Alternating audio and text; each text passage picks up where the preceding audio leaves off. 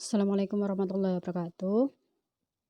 Untuk pertemuan kali ini, saya sedikit membahas mengenai materi yang kemarin sudah saya share di e-learning mengenai apa kolonialisme dan imperialisme. Saya harap anak-anak sudah membaca link yang sudah saya tautkan di e-learning. Jadi kalau bisa dibilang kolonialisme itu adalah suatu sistem yang diperuntukkan oleh bangsa Eropa, di mana mereka ingin menguasai atau melakukan usaha untuk menguasai suatu wilayah lain dengan tujuan untuk mengeruk keuntungan, eee, di mana keuntungan itu lebih diutamakan untuk bangsa penjajah, sedangkan bangsa yang dijajah kebanyakan mengalami penderitaan. Sedangkan imperialisme itu suatu usaha di mana bangsa Eropa melakukan penjajahan tidak hanya mengeruk keuntungan, tapi juga menguasai wilayah tersebut, di mana dalam, usaha menguasai itu mereka juga akan merubah suatu sistem pemerintahan dari suatu negara itu. Jadi, kalau kedua istilah ini memang mempunyai, apa ya, mempunyai cara dalam menguasai suatu negara itu sama, cuma ada perbedaan di tujuannya. Kalau kolonialisme lebih untuk mengeruk keuntungan, sedangkan kalau imperialisme ingin mengubah atau menguasai seluruhnya suatu wilayah tersebut.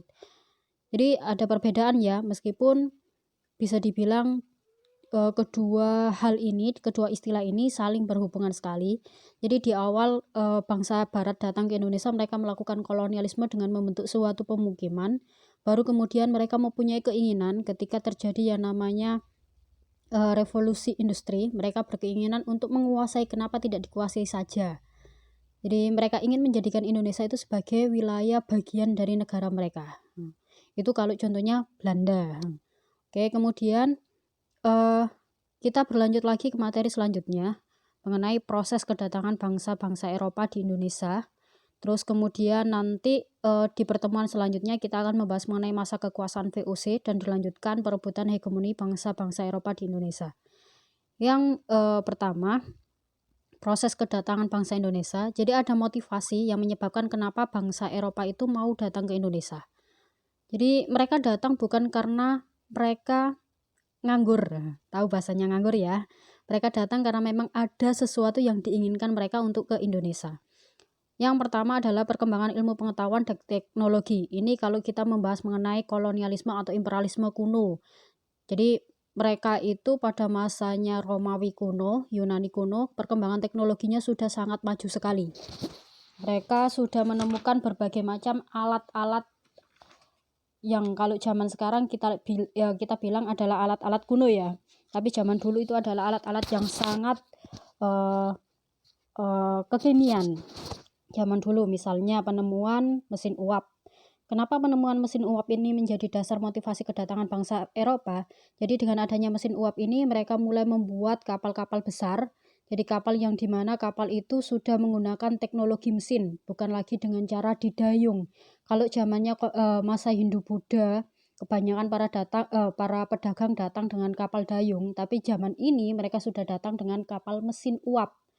Jangan disamakan dengan sekarang, kalau kapal sekarang sudah menggunakan mesin listrik ya, atau mesin diesel, tapi dulu mesin uap. Kemudian selain itu juga banyak muncul ilmuwan-ilmuwan dengan teorinya yang sangat bisa dibilang sangat menduniami. Misalnya Nicolaus Copernicus. Jadi dia memperkenalkan sebuah teori namanya heliocentris. Jadi di mana teori itu menjelaskan bahwa bumi berputar mengelilingi matahari. Jadi para penjelajah akhirnya berkeinginan untuk mengetahui apakah teori ini benar, apakah bumi benar-benar mengelilingi matahari atau sebaliknya matahari yang mengelilingi bumi. Kemudian ada juga teori baru, ilmuwan baru namanya Galileo Galilei. Jadi dia juga mendukung teori tersebut. Teorinya Nicolaus Copernicus bahwasanya bumi itu berbentuk bulat, di mana pergerakannya mengitari matahari. Kemudian ada juga tokoh atau ilmuwan baru namanya Sir Isaac Newton yang menyatakan bahwa bintang, planet, dan benda-benda antariksa bergerak dengan ketepatan yang diramalkan seperti gerak jam. Nah, teori-teori ini atau ilmu pengetahuan ini yang mendorong bangsa Eropa untuk mengetahui apakah benar teori itu, apakah ilmuwan itu memang menyatakan sesuatu yang benar. bukan sesuatu yang mengada-ngada. Terus kemudian juga muncul kompas.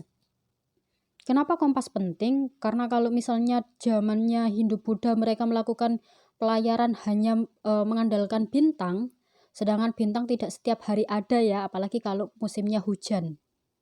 Jadi ketika kompas muncul, mau hujan mau badai, kalau ada kompas kan aman.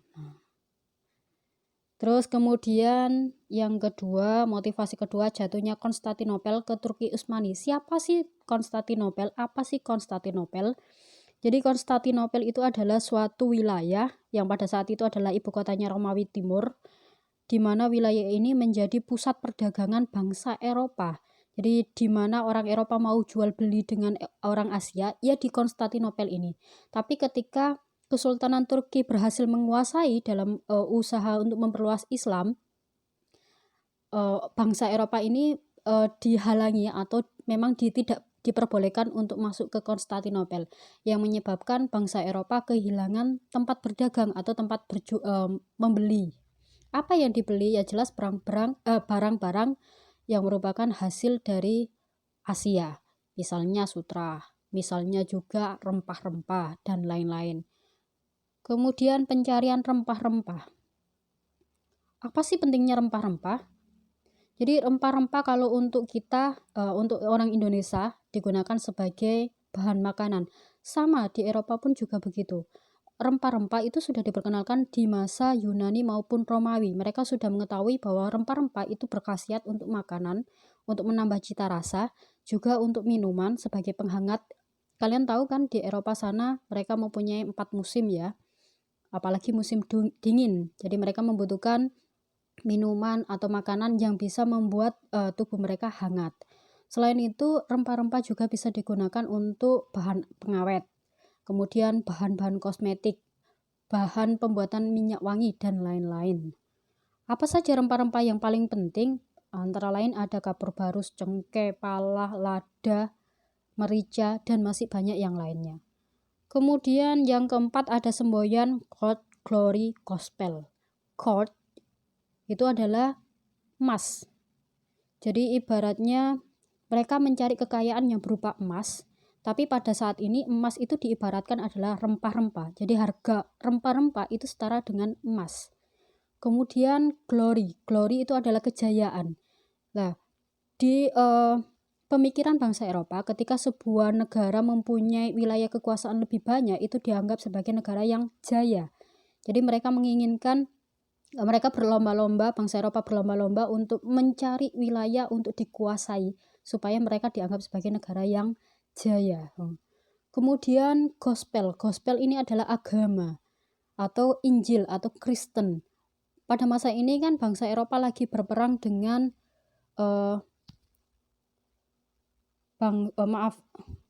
pada saat itu bangsa Eropa mempunyai satu musuh, yaitu Islam atau Turki Utsmani. Ketika Konstantinopel jatuh ke tangan Islam, itu yang menyebabkan bangsa Eropa ingin menyebarkan agama Kristen ke seluruh dunia, supaya kekuatan mereka seimbang dengan Islam, atau kalau bisa mereka ingin mengalahkan Islam itu. Oke, lanjut lagi. Jadi ada beberapa bangsa yang datang ke Indonesia, antara lain ada Portugis, tujuannya adalah mencari rempah-rempah. Kapal Portugis berhasil mencapai Indonesia dipimpin oleh Francisco Serrano dan Antonio de Arboeu.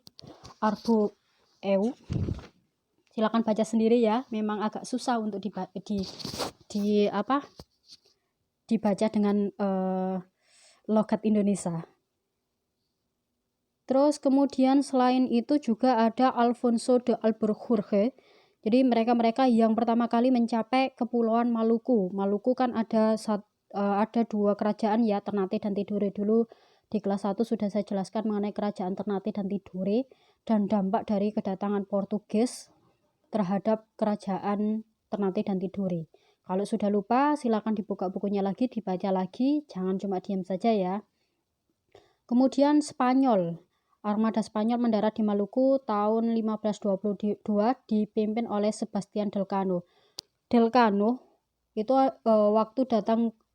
waktu melakukan penjelajahan samudra, dia datang dengan Ferdinand Magellan, Cuma waktu Ferdinand Magellan sampai di Filipina, dia mengalami musibah. Jadi terjadi pertentangan dari rakyat Filipina yang menyebabkan Ferdinand Magellan meninggal, dan kemudian Sebastian Elcano melanjutkan sampai ke Maluku. Lagi-lagi ketika sampai di Maluku, mereka melakukan hubungan dengan Tidore untuk melawan Ternate dan Portugis. Lagi-lagi buka buku yang lama ya, buku kelas 1 mengenai kerajaan Ternate dan Tidore. Kemudian Inggris, di sini rombongan Inggris tiba di Maluku tahun 1577 dipimpin oleh Francis Drake.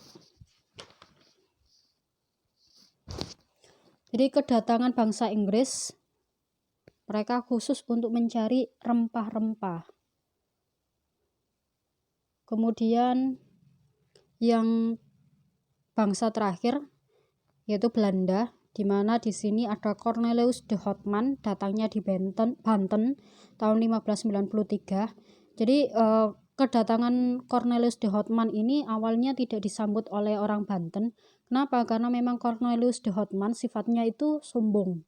Nah, ini yang menyebabkan penolakan terhadap kedatangan dia. Akhirnya dia diusir dari Banten. Nah, rombongan kedua dari Belanda dipimpin Jacob van Eyck. Dia berkaca dari insiden yang terjadi pada Cornelius de Houtman, akhirnya dia membangun hubungan dagang dengan Banten. Jadi sifatnya lebih baik, dia tidak sombong. Hasilnya apa? Ketika sampai di Banten, dia diizinkan mendirikan kantor dagang setelah memberi jaminan sejumlah uang. Jadi ini titik permulaan kedatangan kekuasaan Belanda di Banten. Awalnya ketika dia datang di Banten, dia diperbolehkan untuk membuat permukiman, mengambil keuntungan atas rempah-rempah. Ini kolonialisme pertama ya, belum terjadi imperialisme. Nanti ketika imperialisme benar-benar diterapkan akan saya bahas di masanya VOC minggu depan. Mohon materi yang sedikit saya sampaikan ini dicatat di buku tulis, atau kalau misalnya tidak berkenan, video ini disimpan ya, supaya nanti mempermudah kalian dalam belajar.